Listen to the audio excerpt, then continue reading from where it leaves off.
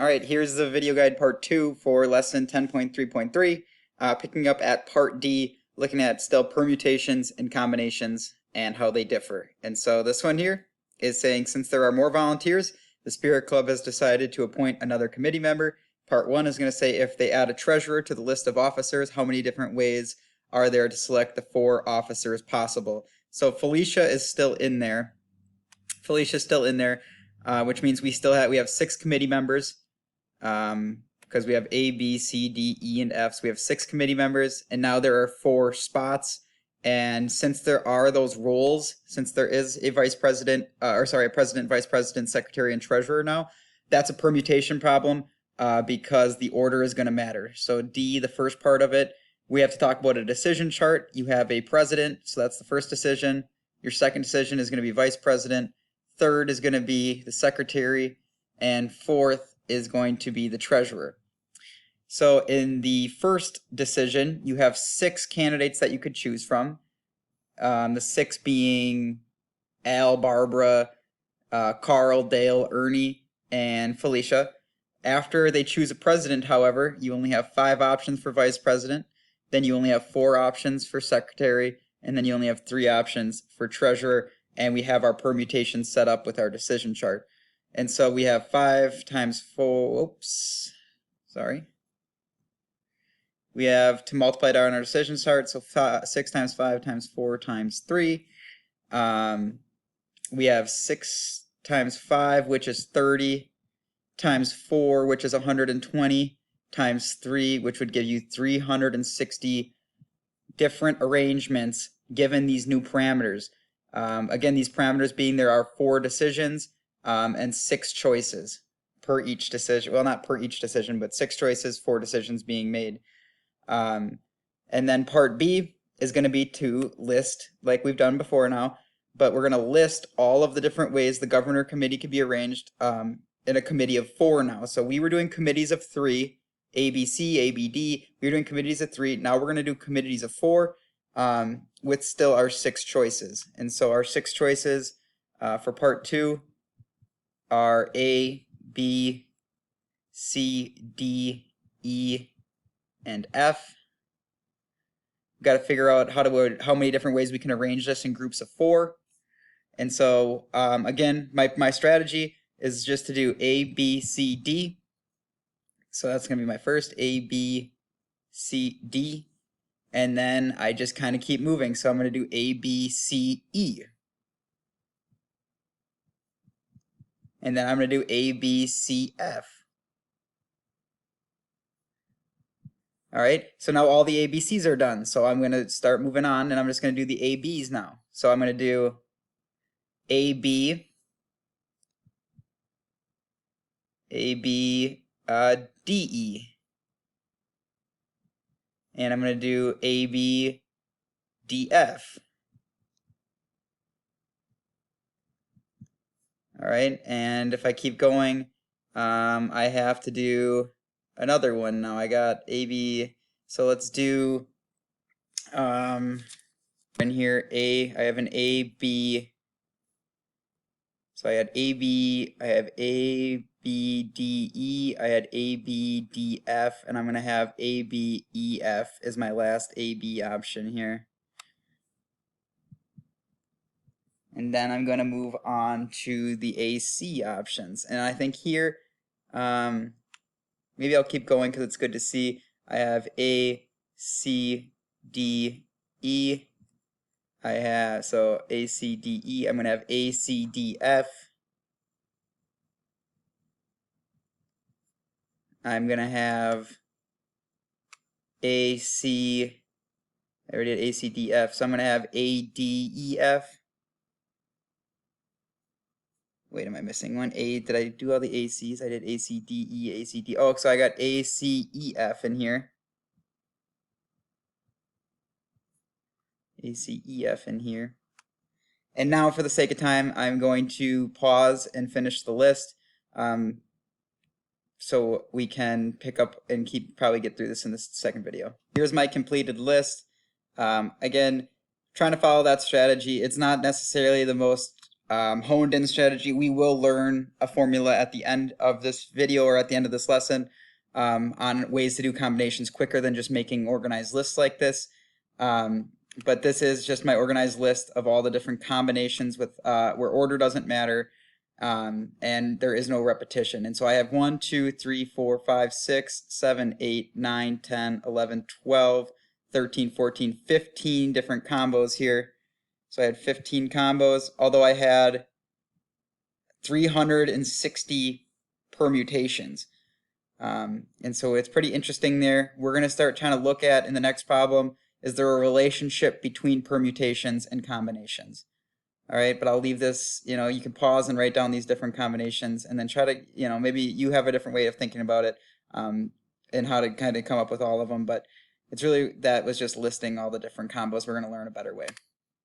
Okay, so here we're going to have compare the results you got from each set of numbers in the problem before when the rules were determined for permutation and when there were no specific rules for combinations. And so how do the numbers of combinations and permutations compare in each situation is the first part. To do this, I'm going to kind of bring back what we were doing yesterday. It's down here, this NPR. If you remember that from yesterday's video, N was like the number of choices and R was like the different decisions, the number of decisions that needed to be made. And if we're talking about part A here, we need to go back to part A in the last one. And in part A in the last one, we had 3 decisions being made in both the combination part and the permutation part, because in the combination or the permutation part we had president, vice president, secretary, so there was 3 decisions, and in the combination part we were trying to make groups of 3, so there were still 3 decisions being made. And in part A there were 5 choices. There was Al, Barbara, Carl, Dave, and Ernie. And so that's where I'm going to start here for part A, is I'm just going to say, if we're looking at part A and going back to the first part of part A in 134, we had an N, a number of choices equal to 5, because we had A, B, C, D, and E. That's where our number of choices.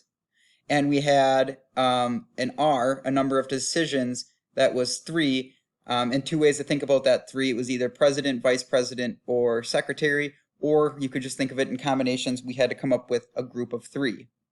All right, in that problem, what we saw was there was, for permutations, there was 60 different types. Wait, am I right on that? How many permutations? Yeah, 60 different types of permutations on this problem. Oops. 60 different types of permutations, and there was 10 types of combinations. All right, and so what they want us to notice here is that, well, 10 times 6 gives you, so combinations times 6 gives you your number of permutations. But the bigger thing to realize is that 6 is the same thing as 3 factorial. All right, because 3 factorial is 3 times 2, I'll draw an arrow down here, 3 times 2 times 1, 3 times 2 is 6, 6 times 1 is 6. And so what we can say then, and I don't know if I'm kind of getting ahead of myself here, I think I am, because I think part B will show this again. But what we can see then is combinations times the number of decisions factorialed. So you see that R was equal to 3, so the number of decisions factorialed, so combinations times the number of decisions factorialed will give you your permutation, your number of permutations here. Or if you work backwards, it's really permutations divided by, so you could also work backwards here, and you could do permutations divided by your R, or your number of decisions factorialed. And we're going to see that again in part B, but we're going to check that. With a later problem here, which problem we did with part D. Okay, so in part D, our things changed a little bit. And so we're going to kind of, I should call this part A number 1, and down here is going to be part A number 2. Part A number 2. We had, everything changed a little bit. Our number of choices went up to 6 for this problem. So our number of choices went up to 6 because Felicia joined the race.